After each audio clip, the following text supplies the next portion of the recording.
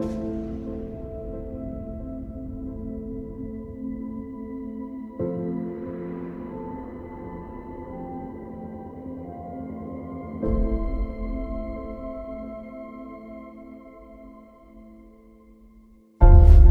if you were connected to everyone in the world?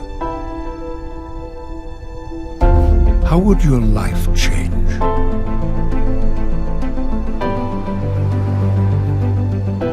What if you could see the patterns,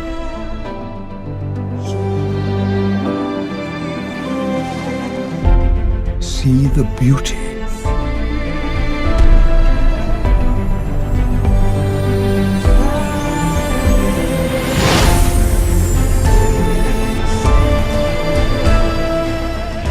new ideas in science, deepen your connection to nature, to the stars, and to each other. Learn to see the world differently.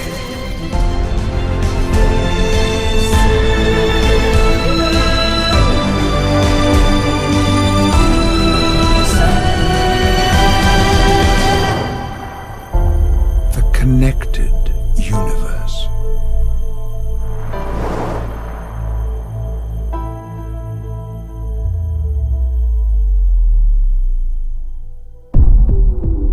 Do we truly see the universe when we open our eyes?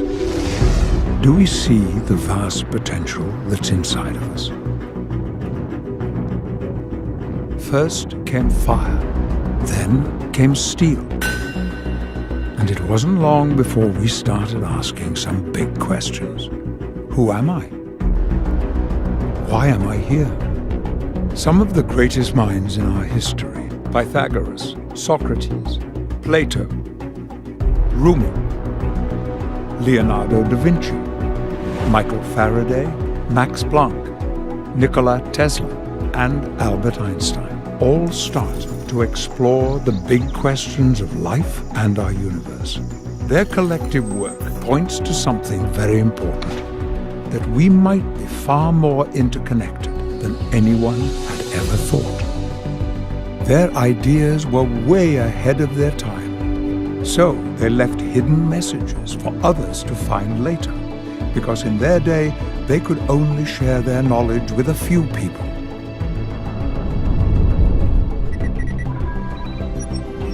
We live in an age where we can communicate to every point on the globe. We are all connected. But it's more than just a feeling. It's also a mathematical equation.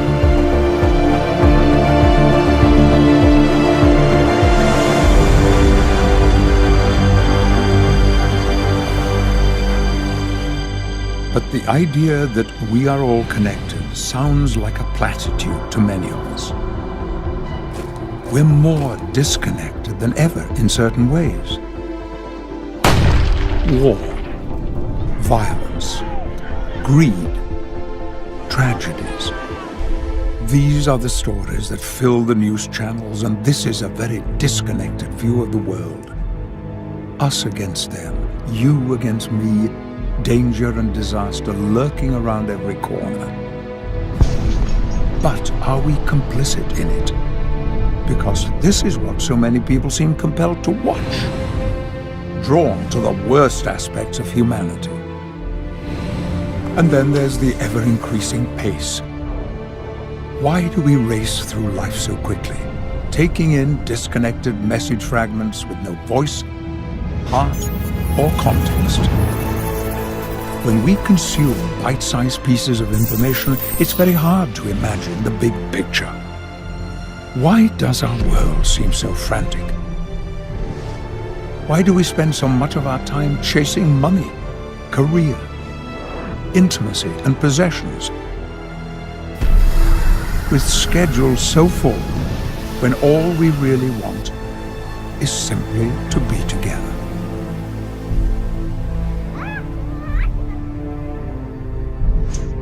For all of our progress, we've lost connection to the one thing that really matters. We remain disconnected while pretending to be connected. And being connected at a distance makes it easier for some people to say hurtful things.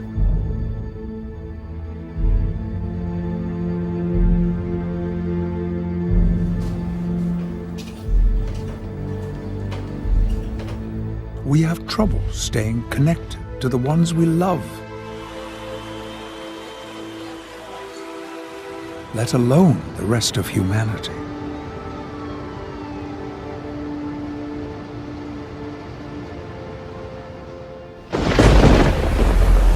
There is fear and there is beauty.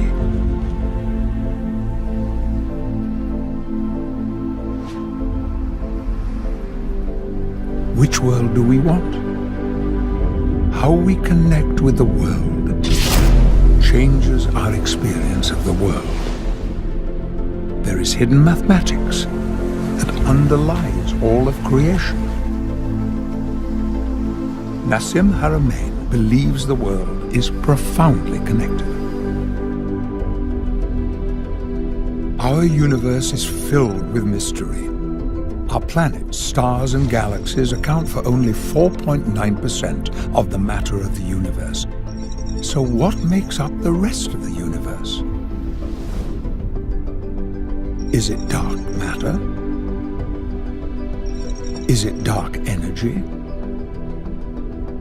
There is a large amount of unexplained energy in our universe.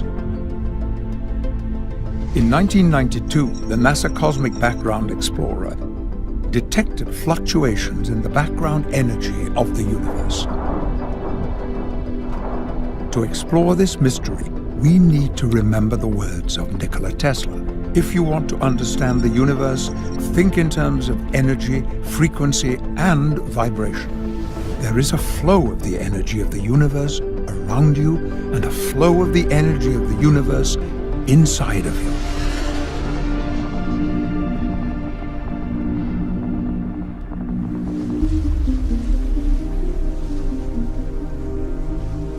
When people realize that everything is connected, this sense of separation, this sense that we're isolated, hopefully that goes away.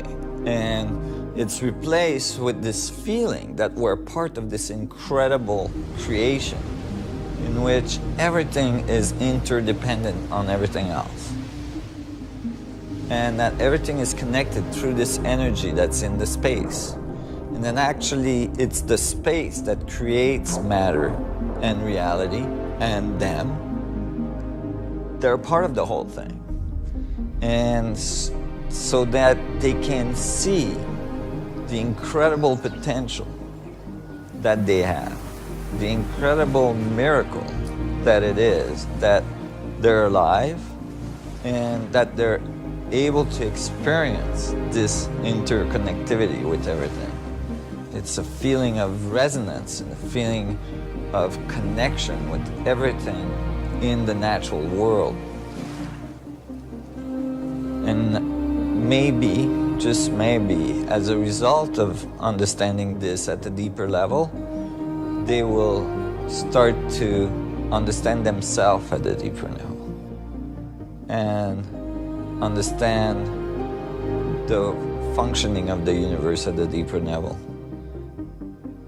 and that it will give hope to people.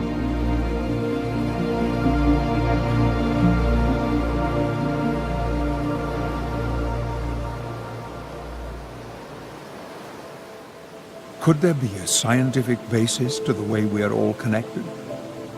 Albert Einstein changed the world with one equation. Yet he knew that his greatest work, to create a single unified theory of the universe, was never finished.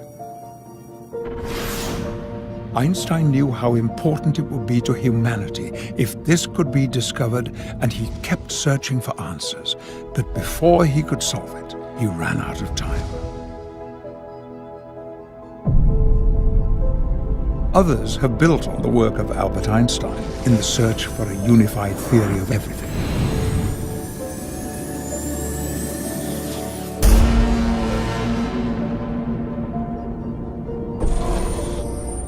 Some people have a knowingness of this connection between the macro and the micro. In the past, we've created mythology around it. But what if we could understand it through the lens of science? Nassim Haramein has been exploring how everything is contained in everything else. The exploration of the universe through mathematics and physics has been complex. Yet from this complexity emerges simplicity. What if there is a way of proving that everything is connected and one at the same time? To understand this, we must take a journey, and our journey begins with the proton. If you remember back to your high school science class, atoms are everywhere and the protons are at the center of every atom. Therefore, we must accurately understand the proton if we're going to understand the universe. New measurements of the proton suggest we must change our existing way of thinking. Nassim Haramein was the first person to have accurately predicted the new measurement of the charge radius of the proton.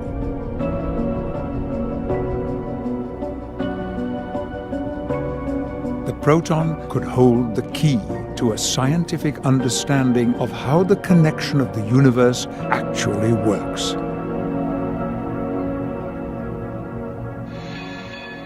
1905. Einstein demonstrated through an example of a person traveling on a train the theory of relativity. He unified the separate camps of energy and mass with his famous formula. But later, a great divide in physics occurred when Niels Bohr and a group of physicists split off to explore quantum mechanics. They saw two worlds, a quantum world that describes the probabilities and the uncertainties of the very small, and the separate mathematics for the larger universe. Creating this division led to a very disconnected way of thinking.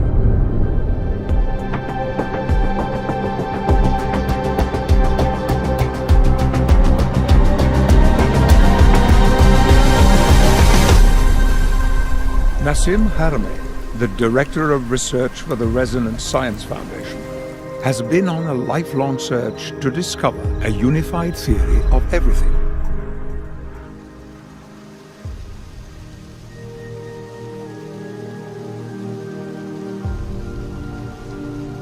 My passion for learning never subsided. As soon as I left school, I got more passionate than ever about understanding the universe, studying physics and mathematics and so on to try to describe it better and eventually to write a unified view of physics. To me, it was critical that we understood the source of reality. We come here and we experience this life, and most people don't ask, like, how did I get here? What is this life? How am I moving billions and trillions of atoms around? I was exploring all this for my own personal satisfaction. It really wasn't to get a master's degrees or a PhD in some institution. I knew that if I went to the institution, I felt I was going to be restricted. I knew I was going to be given very specific concept that I would have to go with. I didn't want that. I wanted to be completely free to think what I wanted to think as I explored. It led me down a very specific road. Certainly some of the things I thought turned out to be wrong, but eventually I started to home in on the stuff that worked together, and I found something I think very fundamental and very profound. To understand how everything is unified, Nassim had to study nature. He had to look at patterns. He looked at the macro and the micro. He started asking questions about some of the fundamental principles science has taken for granted, and started to wonder if, somewhere, we went off on the wrong track. As he continued his journey, he began to understand that in order to see how everything is connected, we had to look at everything.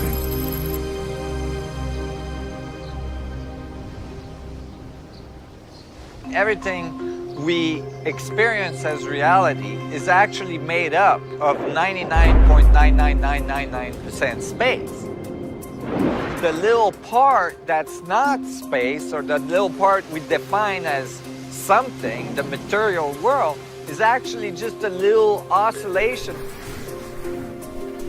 a little electromagnetic boundary that we are bumping against, and we call that our reality. We call that a stone, an atom, we call that the water, the sand, or a star, a galaxy. And so maybe instead of looking at matter, defining the space, I start to think maybe it's space that defines matter.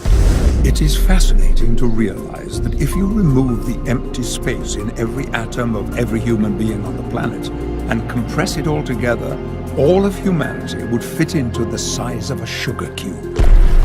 Granted, it would have the density of a neutron star and weigh approximately 478 million tons, but this helps us to visualize the importance of understanding that every one of us are made of mostly empty space. But as it turns out, that space is not empty.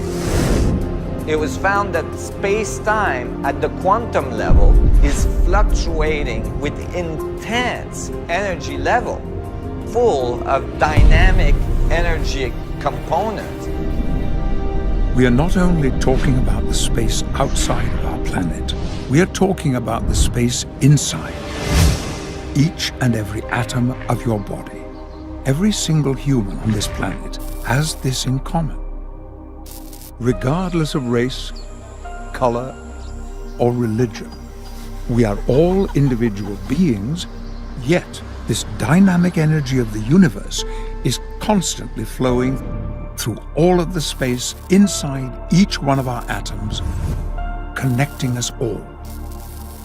This helps us understand the profound quote of the Sufi poet Rumi, who said, "You are not a drop of water in the ocean, you are the entire ocean in a drop."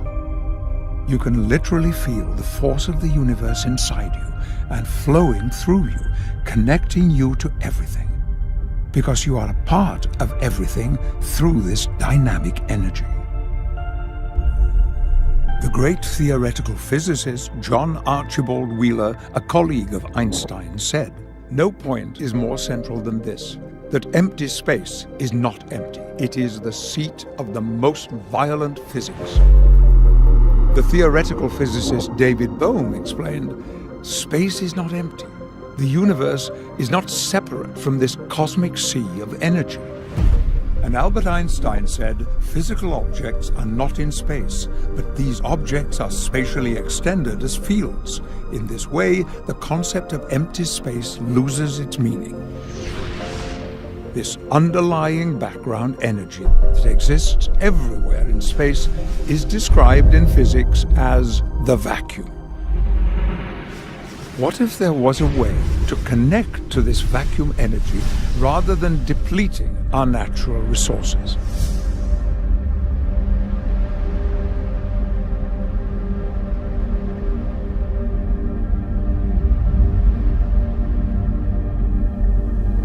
Humanity is on a course that's unsustainable.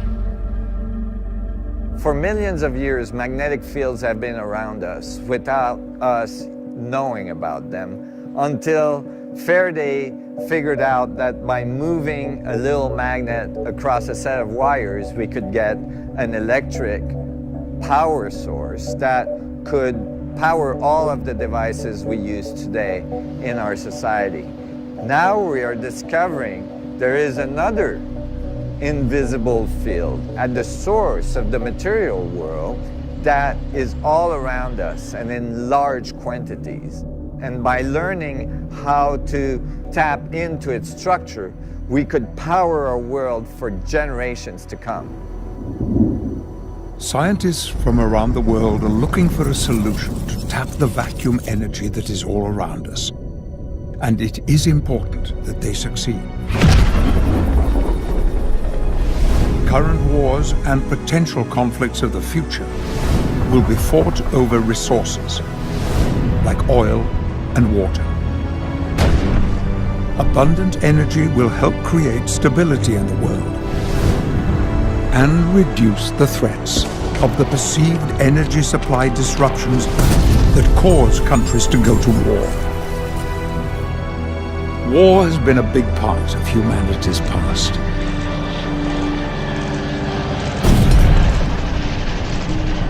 But does it need to be a big part of humanity's future?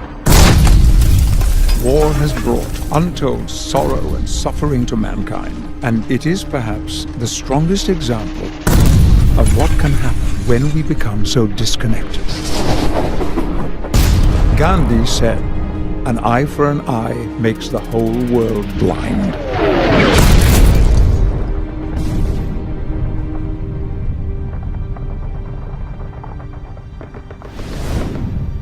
With our modern capacity to wage war, there can be no victors. Gene Roddenberry, the creator of Star Trek, once said, "The strength of a civilization is not measured by its ability to fight wars, but rather by its ability to prevent them." Learning how to harness this vacuum energy all around us could have profound implications, but it will require a paradigm shift. Some of the greatest advances in science have come from people with the courage to pursue ideas that challenge the accepted wisdom of the time. It was common for these new ideas to meet with rejection at first. Galileo was imprisoned. People resisted Faraday because he had limited formal education. And do you know what happened when Einstein published his great works in 1905?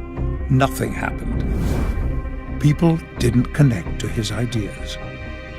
The only person who really saw what Einstein had done was Max Planck, who would become the father of quantum theory. Pursuing an independent path outside the academic world has been extremely difficult. It has been painful in many circumstances. The feeling of continuously being rejected, of not being understood, the constant interaction of fighting preconceived ideas has been a long road. However, it has forced me to be more accurate, to continue digging deeper, and to be extremely careful about my calculations and how I bring them into the world. So it has served a certain purpose.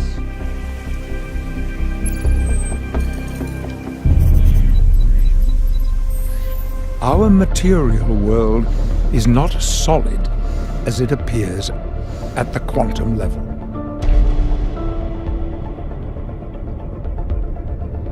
As Tesla put forth nearly a century ago, we need to think of the universe as energy, frequency, and vibration, not as solid physical forms. We're not dealing with little billiard balls. We're dealing with waveforms, oscillations in the vacuum. Just like when we throw rocks into a pond and the rings come out, the rings can intersect and it doesn't destroy the waveform of one of the rings or the other. The two just intersect.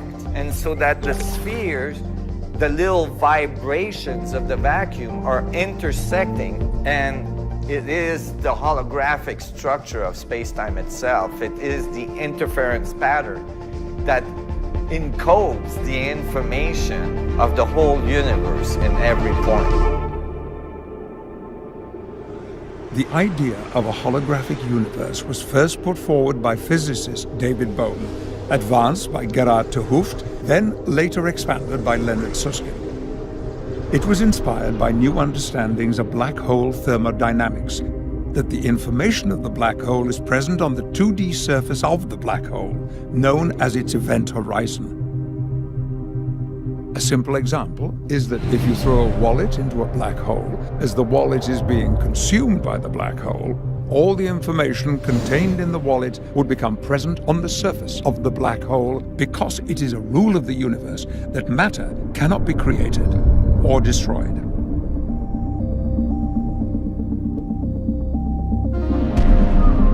Holograms are created using lasers to capture and encode the information of an object in the form of an interference pattern. The light reflected from the object is combined with that of a reference beam to create an interference pattern which can be retained on a photosensitive surface, creating a complete image that can be viewed in its entirety from all angles.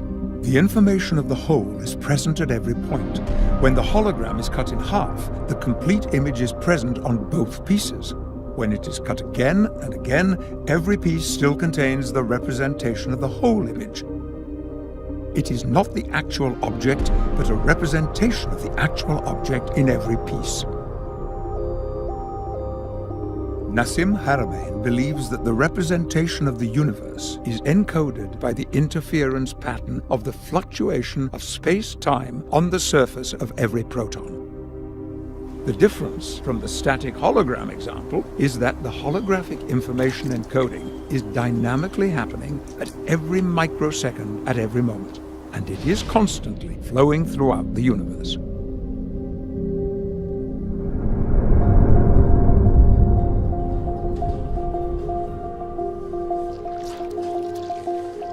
We often hear the sentence or the concept, everything is connected, it's all one. We hear that from even masters in ancient civilization or modern thinkers, philosophers, spiritual people.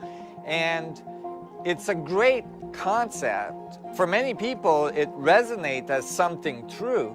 But how is that true? Some of the work I've been doing starts to open the door to understanding the dynamics and the mechanics on how everything is connected, so that it's no longer just a dogma or an idea, but it's actually based on the physics of reality.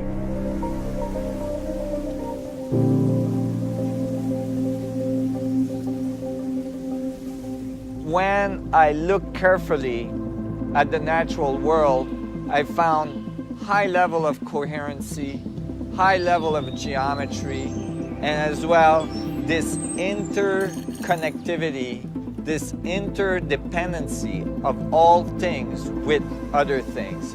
The whole system functions together in a balanced way. And I started to wonder, what is the source of this self-organizing system?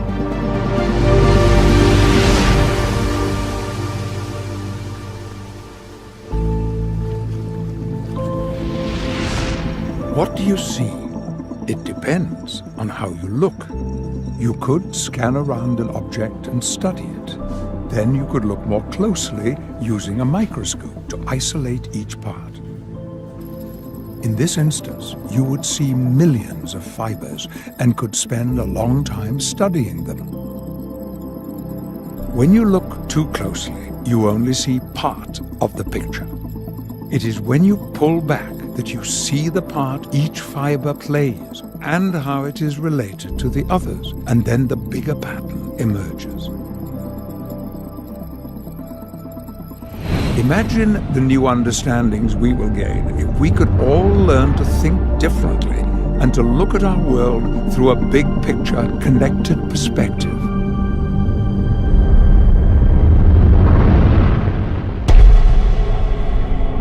Einstein believed that geometry was a key in the search to understanding the unity of the universe because it represents the relationship between things. Great thinkers came to discover the underlying geometry of nature, such as the golden ratio and the Fibonacci sequence, in many different forms of life. When Nassim Haramein analyzed these geometric relationships in a changing three-dimensional space over time, he saw the 1 to 1.618 ratio appearing, known as the golden ratio or phi ratio, as a fundamental part of the structure of space-time. Leonardo da Vinci encoded this in his famous work, The Vitruvian Man, showing that the phi ratio exists in different proportions throughout our bodies. And it's not just in humans. It is in animals, in plants, and in art. Geometric symmetry even affects our perception of beauty.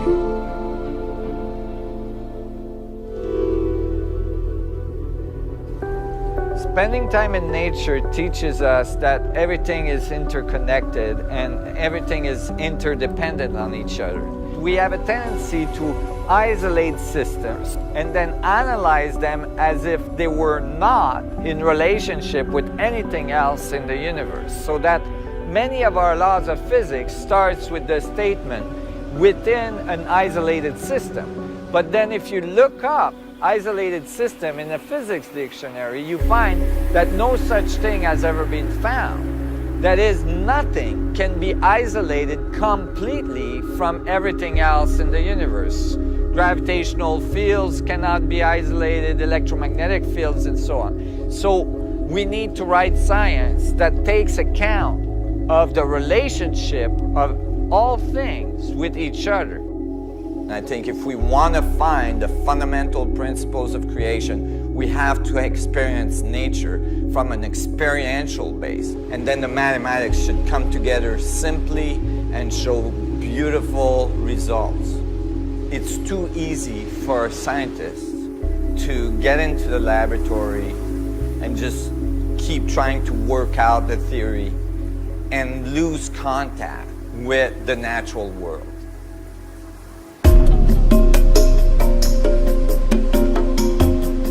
When I'm out there surfing, I'm actually constantly being connected to these fundamental patterns of nature. The particles going up and down in the wave, the energy wave pushing me through the ocean, getting inside a barrel, the big vortex, and the dynamics of the vortex. There is something very profound about that. Many of these things inspire me when I go back in the laboratory and start writing formulas. It's like it's in my cellular memory then.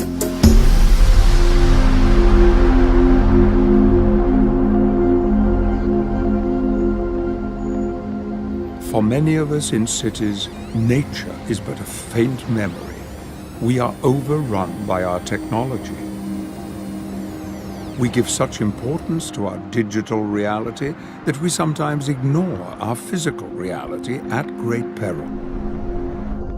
And it takes up so much bandwidth, affecting our performance and our well-being. We've let the noise of technology drown out our inner voice, which Nassim believes is the source of inspiration. We need to occasionally disconnect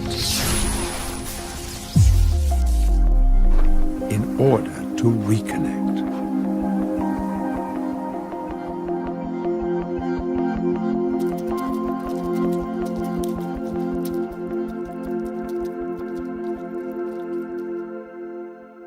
Some of the most beautiful times of my life were times where I was extremely isolated.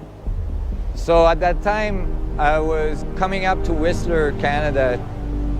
More and more the interest I had in nature and physics and understanding the basis of reality was kind of taking over my interest. So I moved into a van to continue my research.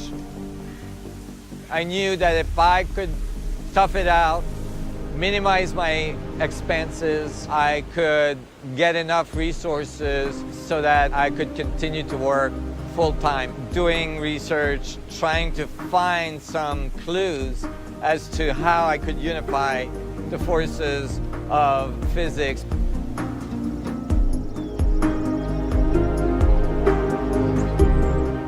And I was in this amazing research zone where information was just flowing through, and I was researching, I was finding more and more information, and the pieces of the puzzles were coming together, and moments after moments of illumination. Oh my God, oh my God, oh my God, one after the other, and it was just so beautiful. It was the most transformative experiences of my life. And most of the physics I wrote here. Of course, it took me some 25 years to flush out the math for it, but I knew I was onto something very early on.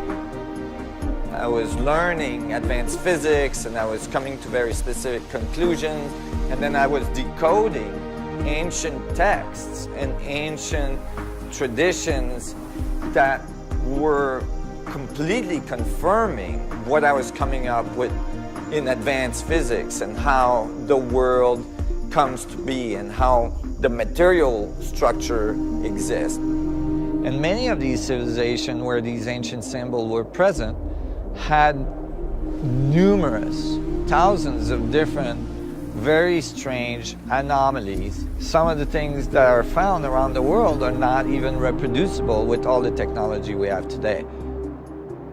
I felt that in these symbols, in these secret geometries, that these pointed to very fundamental understanding of the structure of space, of how matter is created, and how gravitational field can be controlled. It was my intent that the theoretical studies I was making would eventually lead to advanced technologies that would allow us to control gravitational field and electromagnetic field in such a way that it could transform our civilization. Many in the Western world misunderstood the teachings of the Mayan culture and thought December 21st, 2012 was going to be the end of the world. However, the Mayan elders have said directly December 21st, 2012 wasn't the end of the world. It was just the end of the old cycle. Now we have the chance for a new beginning, a new era of connection, new understanding, and interestingly, on that day, December 21st, the end of the Mayan calendar, Nassim Haramein sent his paper to the Library of Congress, which for the first time ever connected quantum and cosmological physics. And the result of my equation was the exact gravitational mass of the black hole. That is, if I solve Einstein field equation to figure out the mass of a black hole, I would get the exact same result. So all of a sudden, I knew from the beginning of this exploration that I found something profound. If space is what's connecting everything, if space is what everything emerged from and returned to, then space is the great organizer. Space is the thing that connects all things, that gathers the information of all knowledge of every point in space. If we look at all the little fluctuations of the vacuum, the amount of energy inside a proton, in the vacuum fluctuation, the mass of the vacuum inside a little teeny proton in the center of an atom is equivalent to all the other protons' mass in the universe. That is, all the rest of the matter in the universe is represented holographically by the vacuum fluctuation inside one little proton, so that one little proton is connected to all other protons in the universe.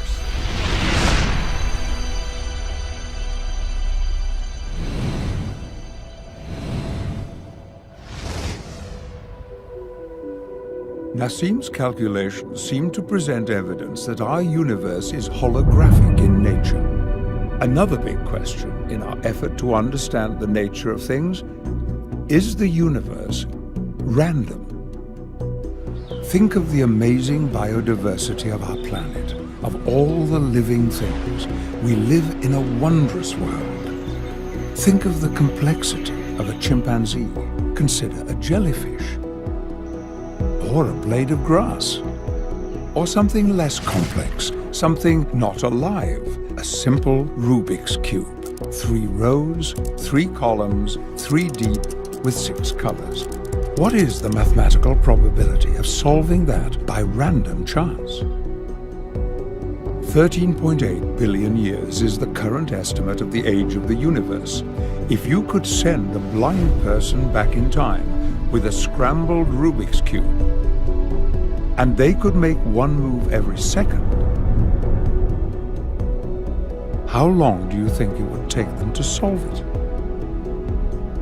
In the 13.8 billion years of the existence of our universe, you would have less than a 1% chance of solving it. So how much longer would it take to ensure that you would solve it? There are 43 quintillion possible states for the Rubik's Cube. To move through every possible state without ever repeating the same one, it would take 1.4 trillion years. And you would have possibly solved it at some point. But it could have taken billions and billions of years longer than the existence of our universe to solve a simple Rubik's Cube by random chance. Now imagine the incredible complexity of a human being with 100 trillion cells that are communicating every millisecond to ensure all systems are go. Imagine all the moving parts, all the possibilities. How long would it take to organize that? Because we are so vastly more complex than a Rubik's Cube. Yet humanity exists. So how can this be possible? What if we could tell the blind person something? If we give just one little piece of information, yes, you're going towards the solution, or no, you're going away from the solution, then within a few minutes, the Rubik's Cube would be ordered. So from billions and billions of years to a few minutes with one simple feedback of information, that gives us a clue about the probabilities of how the biodiversity and the structure of cellular systems and all of our complexity that occur could have come to be with one simple feedback in the structure of space itself. Our universe cannot be purely random. There must be a feedback mechanism in the flow of the universe. Further evidence that this must be happening can be seen in fractal mathematics. For thousands of years, traditional mathematics mostly described man-made objects and motion. It could describe a pyramid or a column, but for living objects like a flower or a tree, you need fractal mathematics. Fractal mathematics are the underlying patterns that build the natural world. The great mathematician Benoit Mandelbrot created computer programs that used fractal mathematics to render complex forms. When Hollywood wants to create a whole new world in a science fiction film, a new planet, new plants, and new life forms, they use animation based on fractal mathematics to create a complexity of the natural world.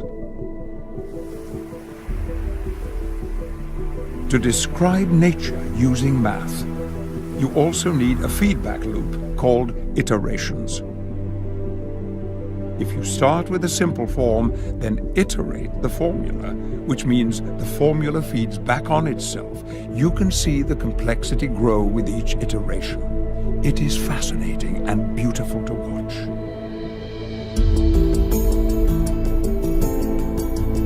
When you make tiny adjustments to the formula or to the base form, you can create vastly different results.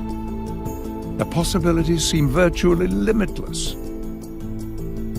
Witnessing this incredible variety and complexity helps to understand the vital role that the feedback mechanism plays in our universe. What is consciousness? What is the experience of being self-aware? In order for such thing to occur, there must be a feedback of information. For instance, you looking at yourself in the mirror, knowing it's you. What if consciousness is actually a function of how space feedbacks on itself, which would be a dynamic that could generate self-awareness?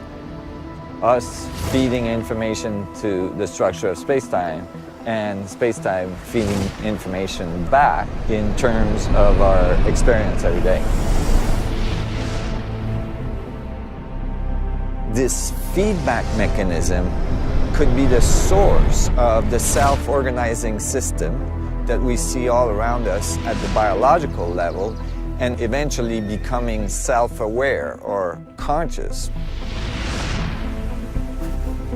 This being the very extension of space-time, looking back at itself and learning about itself.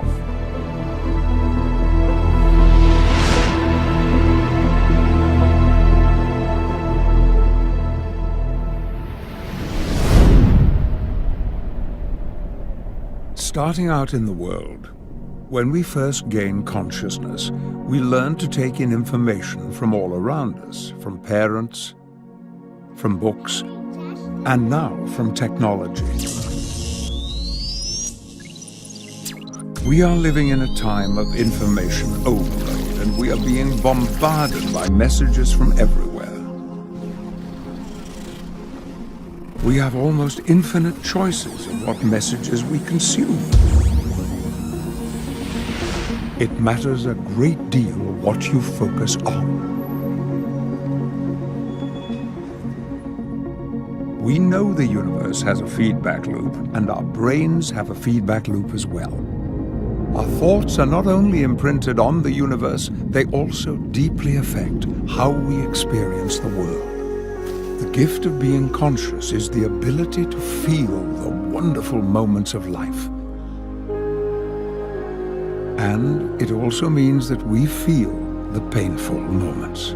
As you get older, you realize that good times don't last forever, and neither do the bad times. Because our brains have a remarkable ability to adapt. We can learn to shift our focus, to change our experience by changing what we put into our feedback loop. Gratitude and positive thoughts can build on each other, creating an upward spiral by connecting to your friends and to nature.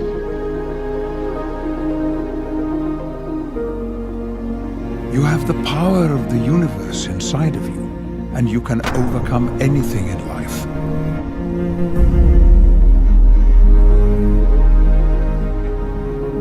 Remember the age-old words, this too shall pass.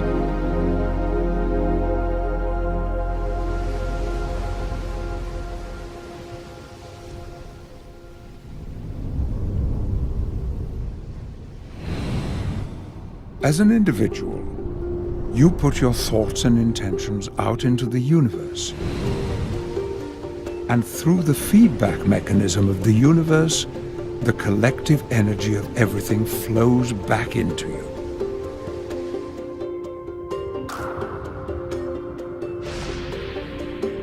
You are in a constant cosmic dance with the universe.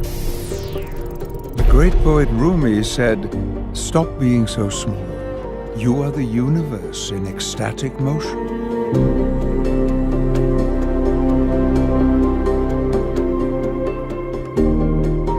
As individuals, we are powerful, but we have even greater power when we dance together, when we collectively focus our energy, when we share and focus the flow. The flow of energy is real and we can feel it. Some people have learned to connect in their inner journey through yoga and through meditation. Some people's only experience of this is cheering at a major sporting event with tens of thousands of other fans cheering for a common goal, which is enjoyable, but it is capable of being so much more.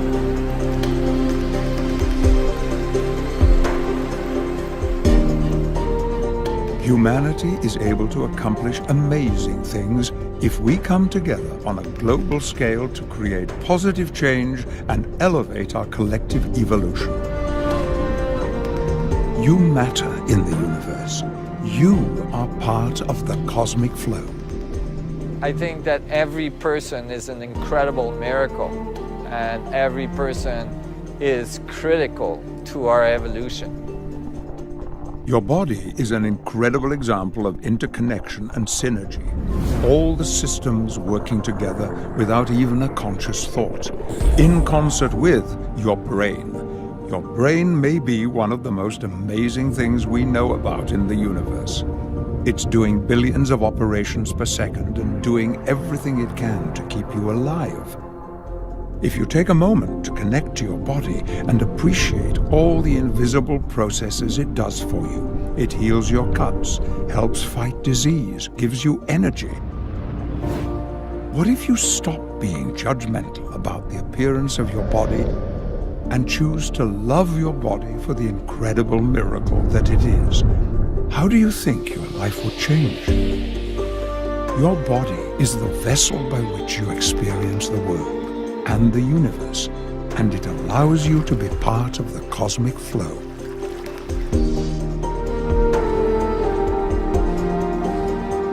If people understood the miracle that they are, they would never be down on themselves. They would never feel like they are, less of. They would realize that they're part of an incredible will work of nature that they have access to, and that they have power in this universe. They can do things, they can transform things, they can transform themselves, and as a result, transform the universe.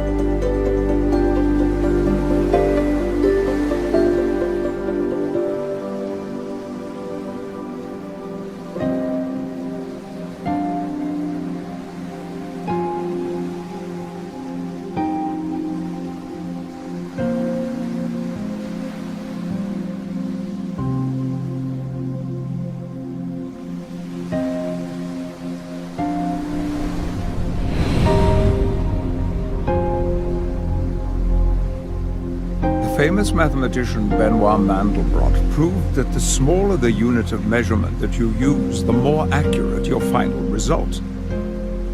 This is important to the work of Nassim Haramein because he uses the Planck units, the smallest unit of measurement available in the universe, in his calculations, which leads to an unprecedented level of accuracy.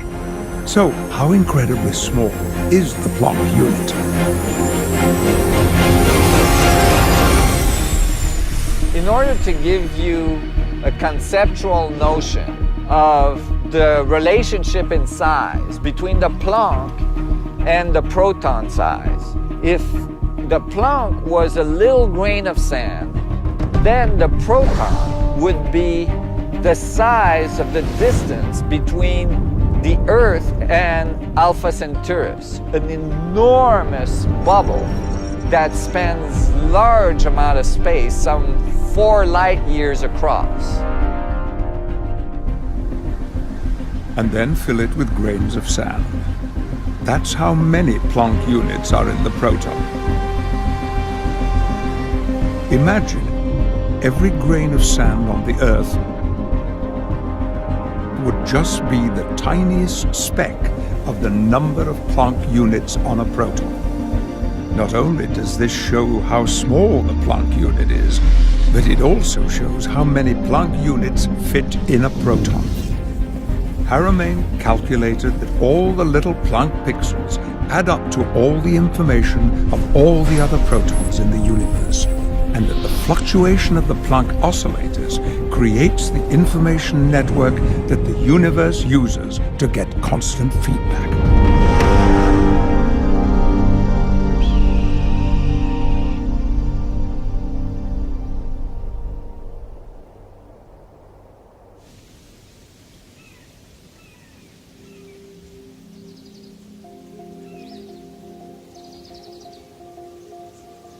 Einstein was fascinated with light and how it worked. His famous thought experiments would lead to several counterintuitive ideas that would forever change our world. One of those ideas was his theory of relativity. Einstein's general theory of relativity explained gravity as a consequence of the curvature of space-time created by the presence of mass and energy, and that space-time could be calculated through geometry. It literally acts like a fabric that stretches and bends. When you put lighter objects near a heavier one, They spin in the gravity well created by the large object. Einstein saw the fabric of space-time and gravity as continuous. Haramain sees the fabric quantized with a sea of almost infinitely small Planck pixels. So it behaves like Einstein's fabric on a cosmological scale, but the big breakthrough is that because it is made of tiny quantized Planck pixels, it allows for the forces of spin and gravity to be accounted for by Haramain's geometry at the quantum level. If you think of the water in a perfectly still kitchen sink, it could look like a single sheet of water. But if you pull the drain, the water spins around the drain while the rest of the surface is perfectly flat. This is how Haramain's work gets results like Einstein's single sheet. Yet because the water is really tiny individual drops, it allows for spin to be present at the quantum level. The other difference is that we can't think of it as a single sheet.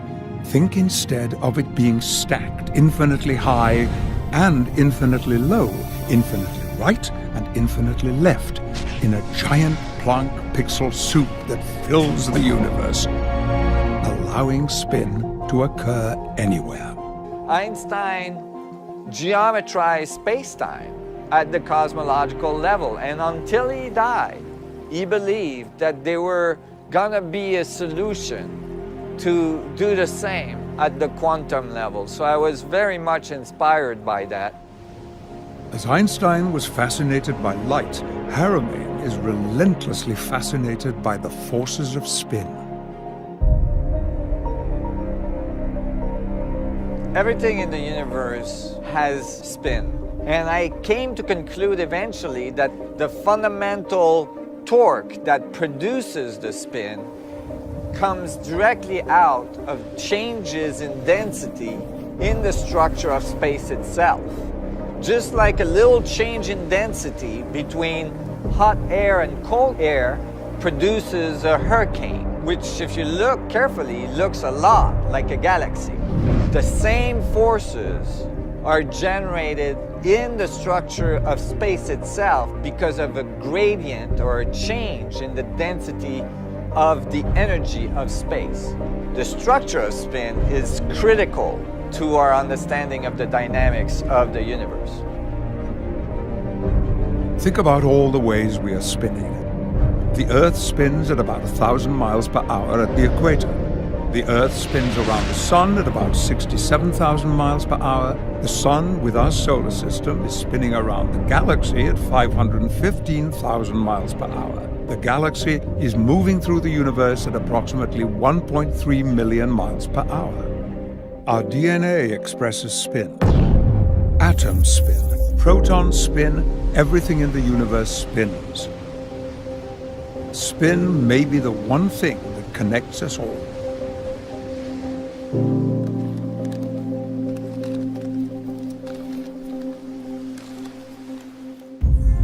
We are living in a universe where everything inside of it spins. Seeing the interconnection of all spinning things made Haramain look at gravity in a different way. Gravity is one of the most mysterious forces in the cosmos, which is why so few quantum models include gravity. This is part of the reason for the disconnect between the quantum world and the cosmological world. Haramain asked the question, where is the best place in the universe to observe the most intense interaction of the forces of spin and the force of gravity? The answer? The edge of a black hole. Haramain has studied the possible connection between the forces of spin and the forces of gravity being intertwined at a quantum level. The spin dynamics of the structure of space-time itself is what produces what we call the black hole. And this new equation proves that. It proves that it's the Planck fluctuations that produces the effect. The black hole is actually the result of the little Planck's vacuum oscillations dynamically, collectively organizing From this new perspective, we start to see galaxies in a new way. Haramain's theory predicts that there may be a supermassive black hole at the center of every galaxy. It would be almost like spinning a coffee in the morning, where the coffee is completely black, a very dark black coffee, and you can't actually see the spin very well. But as soon as you put the cream in the coffee, all of a sudden the spin appears. Like the stars and the dust and the electromagnetic radiation in a galaxy makes the spin that's already present in the vacuum apparent to us. And we go, oh look, there's a galaxy with a black hole in the middle, where the black hole and the structure, the spinning galaxy, are actually present prior to us being able to see it. Universal black holes, these huge giants in the middle of galaxies and quasars and so on, are actually the same dynamics inside a teeny object we call an atom. And that when we're looking at a proton or the nucleus of an atom, we're looking at the same structure, the same dynamics of black hole, but in a very teeny object. Leonard Susskind, the director of the Stanford Institute for Theoretical Physics, who is best known for having won the black hole war with Stephen Hawking on the information paradox, stated in a mini-lecture series that there is no sharp separation between particles and black holes. Many physicists, including Leonard Susskind, are independently exploring new understandings of black holes. Haramain's proposed connection between the black hole forces and protons could prove highly significant. We're made out of these objects. We're made out of protons and atoms and molecules and all this, and so it would stand to reason that the same kind of dynamics should be found even at the biological level. And that is what creation is. It actually emerges from the vacuum through the black hole structure into our reality. New studies have shown that the spin rate near the surface of black holes seems to be very high.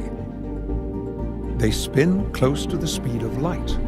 His theories from 20 years ago predicted that result. These are all components that tells us that the black holes are not the result of the material world, but maybe that the material world is the result of the dynamics of black holes.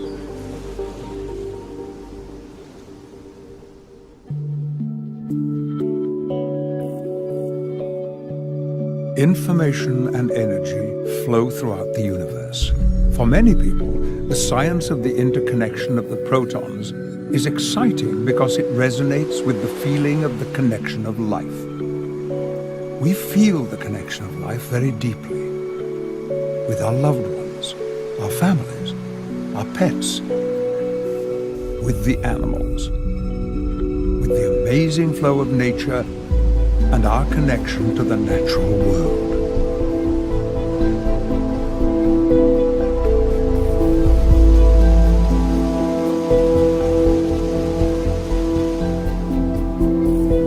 Since our earliest beginnings, humanity has depended on the sun and the stars for food and navigation. The drive to understand the forces of nature at work in our world has pushed humanity ever forward. For millennia, humans have looked at birds and dreamed of flying. But for most of human history, flight was considered impossible. What is the next great advance in flight? The structure of space-time is all around us. Imagine if we can learn to influence these structures so that we can control them and make them work for us. Gravity is a result of these little fluctuations in the structure of the vacuum. And by controlling those, by influencing those, we could be able to levitate things. Some incredible possibilities open as soon as we understand these fundamental mechanics of gravity and learn to control them and influence them. There's over 50,000 flights a day. Imagine if all these flights didn't require fossil fuels. Imagine the positive environmental impact this would have on our society. However, in order for us to evolve to a society that's able to fly maybe through its solar system or even through its galaxy, our technology, our understanding of the forces of nature, such as gravity, have to go to a deeper level. The helicopters behind me produce massive amount of lift by creating these small pressure differential and generating vortices in the structure of the air.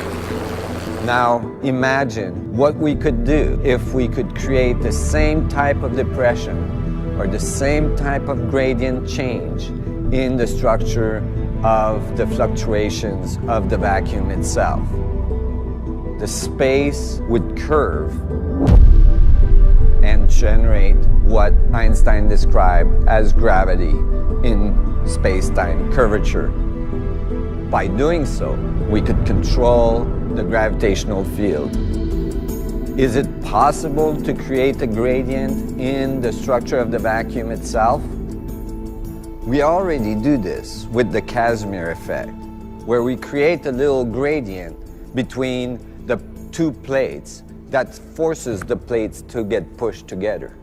And now we've succeeded in doing what's called the dynamical Casimir effect, where actually instead of using plates, we're using little semiconductor mirrors, and we're able to oscillate them really fast, and as a result we're able to like pop little photons right out of the vacuum. So we're actually already extracting little bit of energy directly out of the vacuum.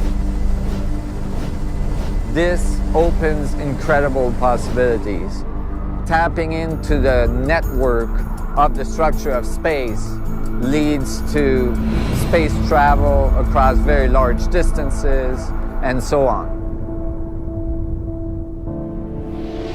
We have already sent probes past Pluto and out of our solar system, and Hubble has peered into the unimaginably vast reaches of space. And we have come to realize that we are connected to it all. Your connection with the universe began long before you were born. Did you know that the atoms and elements of your body were forged in the hearts of stars? Carbon, nitrogen, iron, and then when that star exploded, they were spread throughout the universe. The atoms in your foot may come from a different star than the atoms in your hand, and different from the ones in your heart.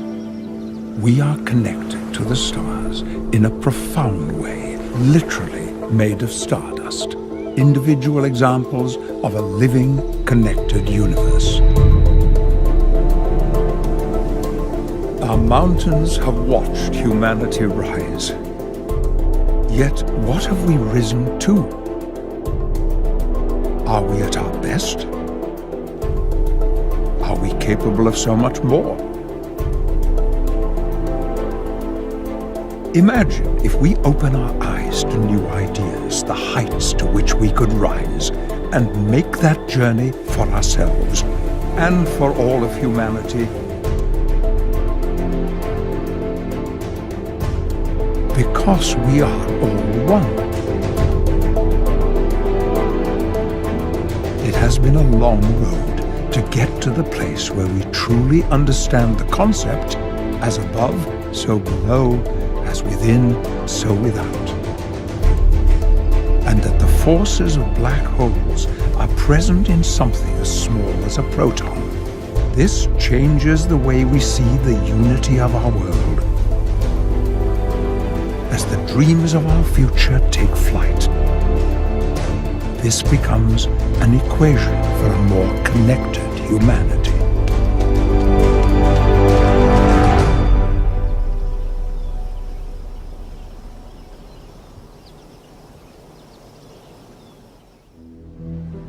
Einstein believed that a unified equation should be beautiful in its simplicity, containing no free parameters. This is Nassim Haramein's equation. It contains no free parameters, and it solves for mass and gravity, both at the cosmological and quantum scale, with simple geometry and algebra.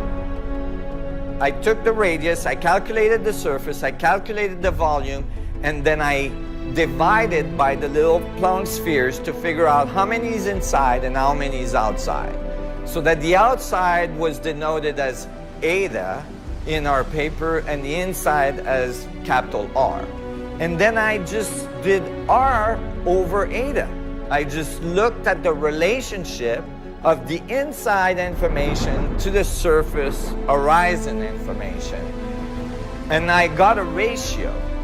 And eventually, I multiplied that ratio by a mass, the Planck mass.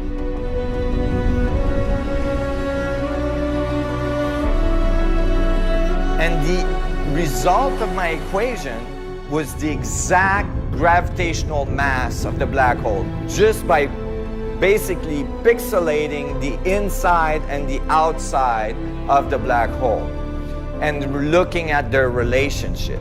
So all of a sudden, I was getting a solution to gravity, the solution to Einstein field equation, a solution that is based on holography, but not only that, a solution that's based on little Planck pixel, so that it was quantized.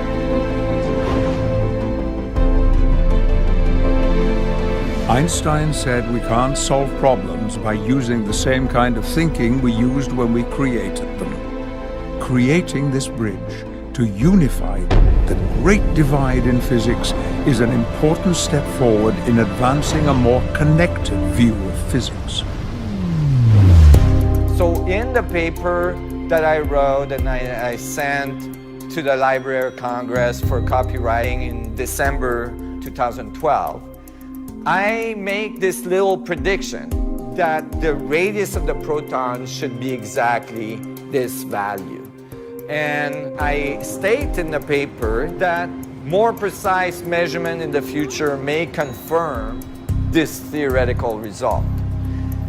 I started to work on getting the paper published and sending it to colleagues around the world. I was getting very good reviews on it from very advanced physicists.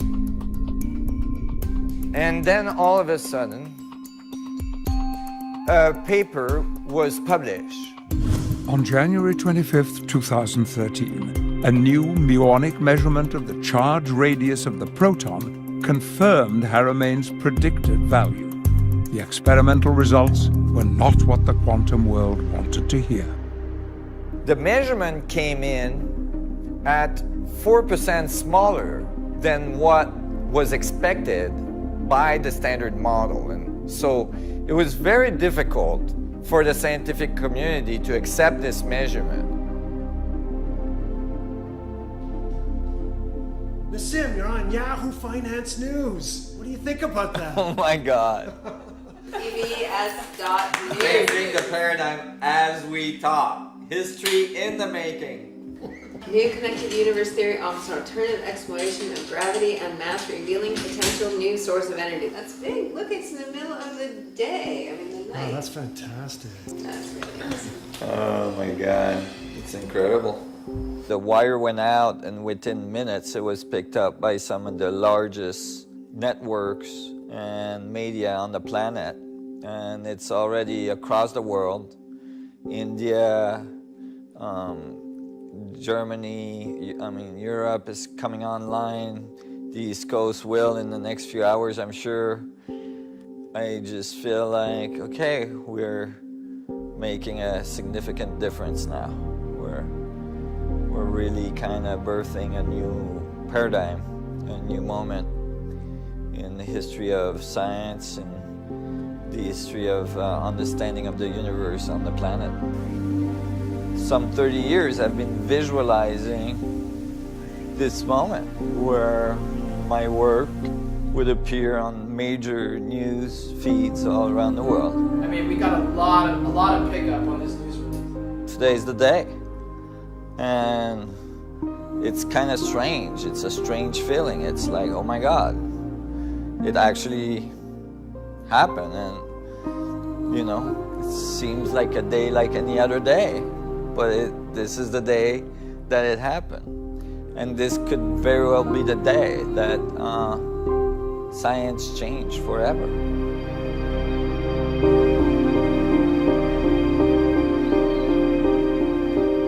But so far, it hasn't been the day that science changed forever.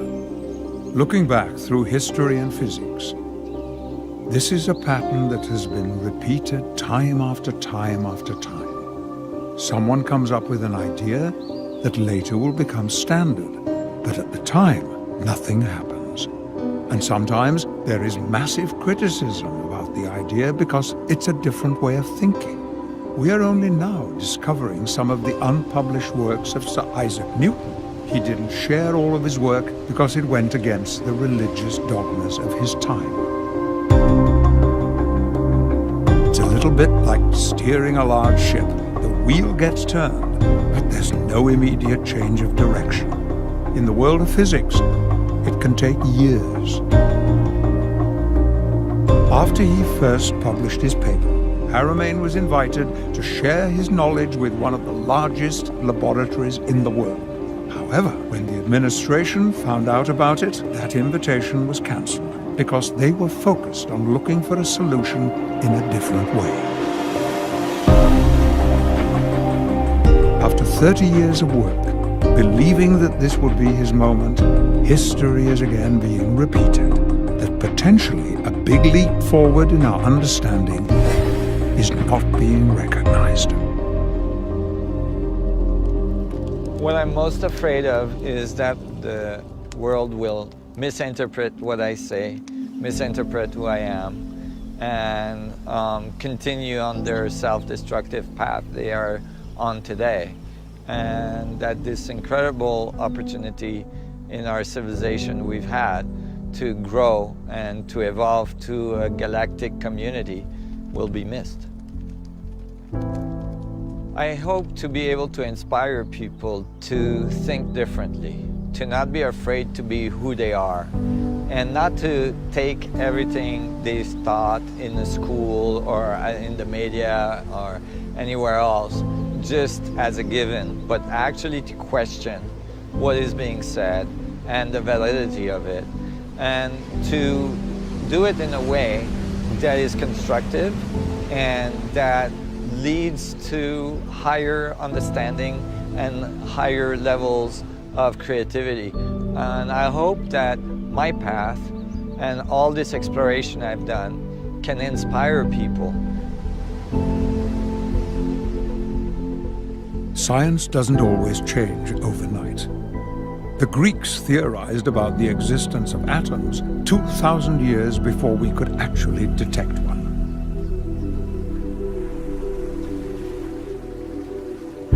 The cover of Scientific American states in huge bold letters, "The proton problem. Could scientists be seeing signs of a whole new realm of physics?" For physicists, the measurement of the charge radius of the proton is fundamentally important to the understanding of our universe. When the first measurement came out in 2010, it was significantly different than the standard scientific thinking of the day allowed. They said there must be a mistake, that there must have been an error. So when a new measurement was done using heavier muonic particles, which would allow for even greater accuracy, the results were even more shocking. And so immediately I purchased the paper confirming the correct radius for the proton and that no errors were found in the earlier experiments. And so I took that number, I plugged it into my equation, and it outputted something remarkable. I was so excited to find that now my prediction is within one standard deviation of their data. And so evidence is supporting that actually our theoretical result might be the exact radius of the proton, and experiments are slowly creeping towards it, confirming the theory very strongly.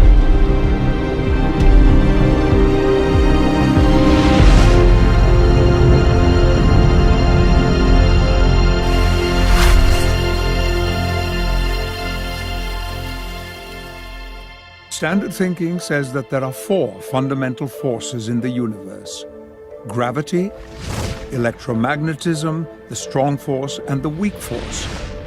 But the strong force and the weak force were theorized before we understood about black holes. From my study of black holes and scaling laws of black hole structures in the universe, I found that the proton, or the nucleus of an atom, could act as a mini black hole. If you describe the little proton as a black hole, all of a sudden you calculate the gravitational force of 2 of these little black holes attracting each other, you get the exact force that we call the strong force that holds the nuclei together. Exactly. Not like approximately, but exactly. The strong force, that force that we actually invented out of nowhere because we didn't know how the protons held together, because they're positively charged, right? They're supposed to repel. So when we discovered that, we invented a force to force them to be together. And we said gravity is too weak to do the job. So we invented a new force. And since then, we can't get gravity and the strong force to like be nice to each other. And that's because we invented one of them. Since then, we've ran like supercomputers night and day, billions of dollars of investment in supercomputing power to try to find an analytical solution to the strong force, to LQCD. Zero solution has been found to this day. So maybe it's wrong, bro. Try that. Because these little protons are spinning very rapidly, when we move them away from each other, this very strong attractive force drops off very rapidly, which is what we call the Yukawa potential. Out of the geometry emerge an exact solution to the force necessary to keep the protons together. And out of that came out the spin of the protons. And from the spin, I'd extrapolated the range of the gravitational force of protons to one another. If they were mini black holes, that force would be completely eliminated. We wouldn't need the strong force because we would realize that it's actually the gravitational force acting at the quantum level. So I am able now to account for the strong force with a gravitational force and eliminate some of the largest complexities in quantum theory and reduce the number of fundamental forces in the universe.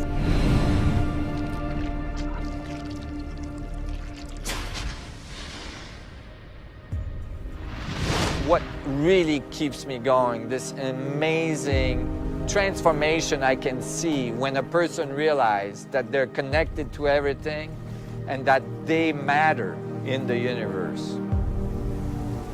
We live an imprint as we go in our daily life in the structure of space-time itself, that we're informing the structure of the vacuum, and so that nothing would be the same if we weren't there.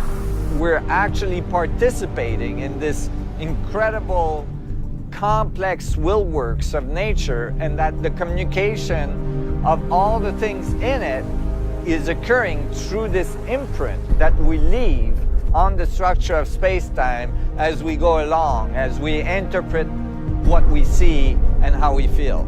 And so we have a responsibility in our interpretation and our feelings and our behaviors, in what we are feeding the universe.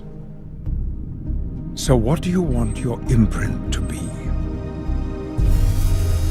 You have the power in every moment of every day to choose how you feel and to choose how you show up in the world. Your choices matter in your own life and the lives you affect all around you. We can look at the world through the eyes of a child again, be filled with wonder, imagine, create, explore, and question.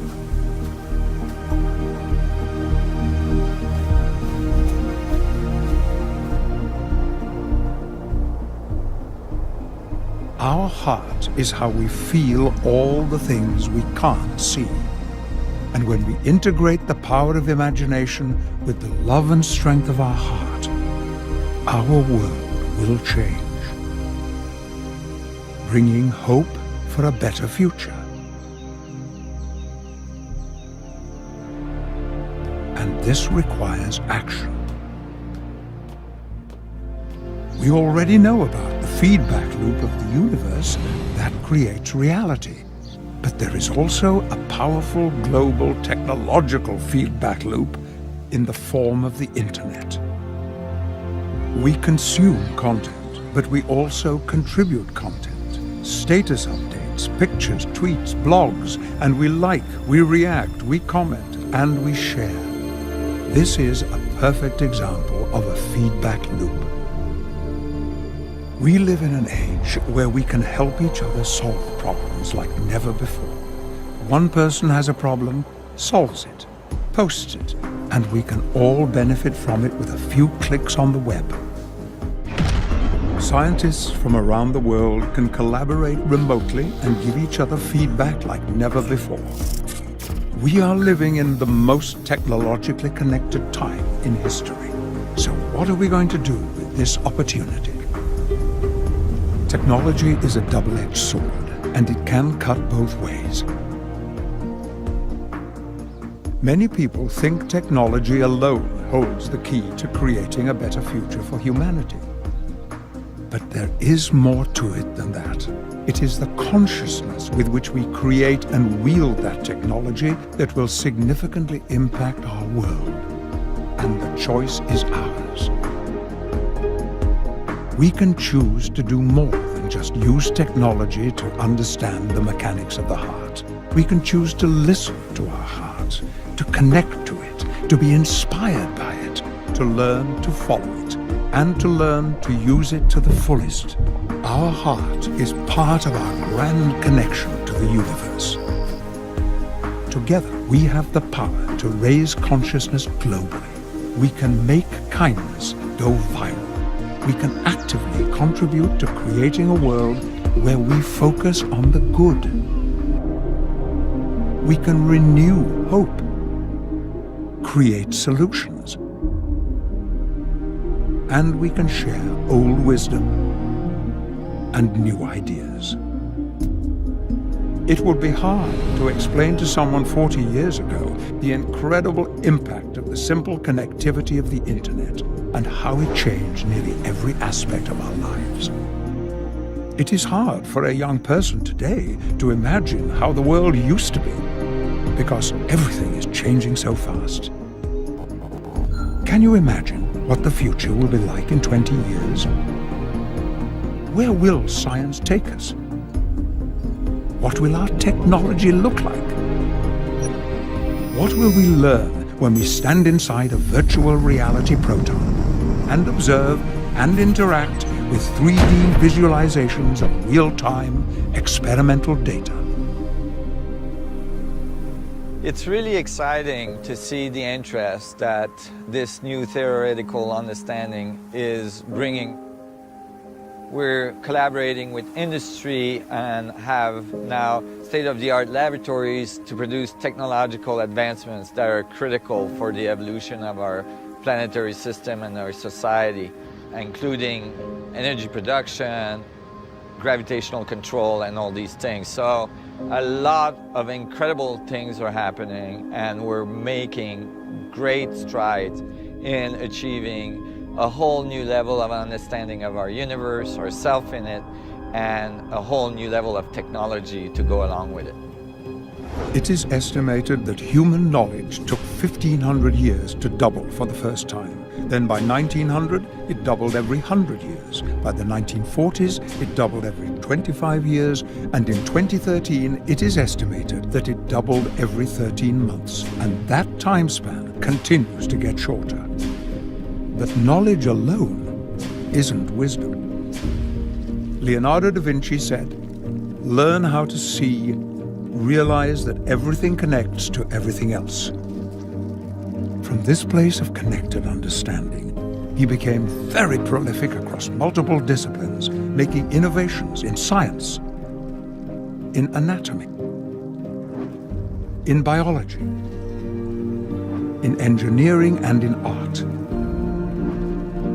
Da Vinci and the other great masters have shown us that we no longer need to go through life with blinders on and look at things as separate. We can all learn to expand our vision and see the beauty of the connections that are all around us. And we can build bridges connecting our different disciplines and integrate our knowledge from a higher perspective. Those very important moments where you read something or you look at it, a theory that's being propagated by the establishment. You have a choice to accept it as a truth and completely ignore what may be going on inside of you that may be saying something different. Or you might reflect on what you've learned, take what you think may be correct, and maybe see how you could add your view to it to transform it. For the last 30 years, Nassim Haramein has been willing to ask questions and explore new ideas, and this journey has yielded ever further advances. Now, his work with Dr. Amira Val-Baker has led to being able to extend his holographic mass solution to accurately predict the mass of the electron, the hydrogen Bohr atom, and all the elements of the periodic table that make up our physical reality with an unprecedented level of accuracy, 1 order of magnitude more precise than the standard approach is able to predict. All of these innovations are yet another step closer in helping us to usher in a new era of unified physics. We live in a time of great possibilities. We're all in this world together, and we are stronger together than we are apart. We have the opportunity to unify, to imagine the change we want to see in the world, to advance our collective evolution and advance our approach to science. We can imagine the world from a connected perspective to see ways to create new ideas in science, health, business, and in living more connected lives. Many people around the world are experiencing a feeling and a knowingness that something incredible is happening, that there is a great shift in consciousness taking place, and that people are awakening to the idea that the disconnected worldview can transition to a more connected way of being. This supports some of the most advanced philosophical and spiritual concepts that we find throughout the ages, from masters that have come and told us that everything is connected and we are all one. They told us that there is this background energy, which is the force that creates stars, planets, and life. Science is showing us that there are infinite possibilities to explore in the vastness of the universe, and you have almost infinite possibilities to explore within yourself. We can create a new future for ourselves, and we can co-create together a positive future for humanity when we explore our connected universe.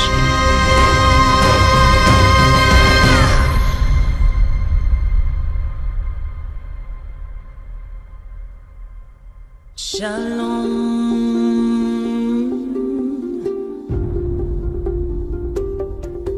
see in you. Shalom.